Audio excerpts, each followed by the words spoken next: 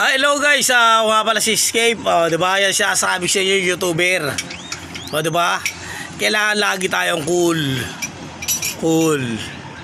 Tandaan nyo yan Sa totoo lang. Kasi mas lalo sa mga kaibigan natin YouTuber na mga tsaka dyan. Diba? O tsaka din ako, syempre. Nakita nyo naman, diba? Para kayong baka sabihin nyo, sinisira ako na naman kayo. Alam niyo, sa totoo lang, kapag hindi ka kagwapo, hindi ka kagandaan, huwag kayong maiinggit sa ibang tao. Kaya tunay na pangyayari, kailangan nating magpursige, magtrabaho, tapos magpaayos ng mukha, o diba? Tapos manligaw na mayaman, o diba?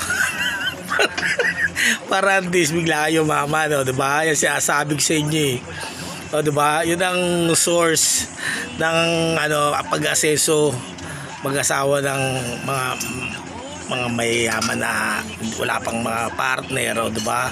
Yan ang tunay. Yung mga kamag-anak, huwag yung pasinin yun. Ano ba? Sila ba mag-aalaga? O diba? Hindi naman. O diba? Kailangan nga nakaseparate ang kahit sa mga ari-arian, nakaseparate yan. Hindi po pwedeng sa kunyari sa magkakapatid, o diba? Kasi pinag-aawayan yan o diba? May mga nagtatrader ng mga ganun tungkol sa mga ari-arian lang, diba? Para matimawa, no? Yan ang tunay na pangyayari. May mga ganun, akala mo gutom na gutom sa mga ari-arian Ako talaga hindi talaga ako masilaw sa ganyan, baby. Sa totoo lang, baby, ang gusto ko lang sa'yo, baby, alam mo, yung katawan mo lang, baby. Yan ang tunay, baby, diba? Yan ang tunay. Katawan mo lang ang hanap ko, ang gusto ko.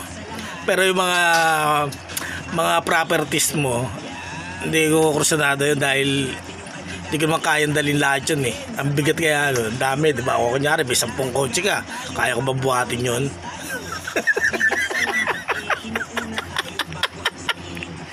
O diba, yung sinasabi ko Yan ang tunay na pangyayari. Dahil iba niya, huwag mainggit kung ano lang meron, makontento sa buhay, o diba? Basta magtrabaho, may pagkain, o diba? Yan ang tunay na pangyayari. Kaya huwag niyo intindihin yung mga ibang YouTuber na tsaka dyan, o diba? Kasi tayo mga pogi ako pogi kasi ako, guys, diba? Kaya yung may mga gusto sa akin dyan, mga nagsusolo sa buhay, huwag ka na magsulo. Pwede naman 2 tayo, 3 tayo, 4, 5, diba? Kung marami kayong nag-aagusto sa akin, basta huwag nyo lang sasabihin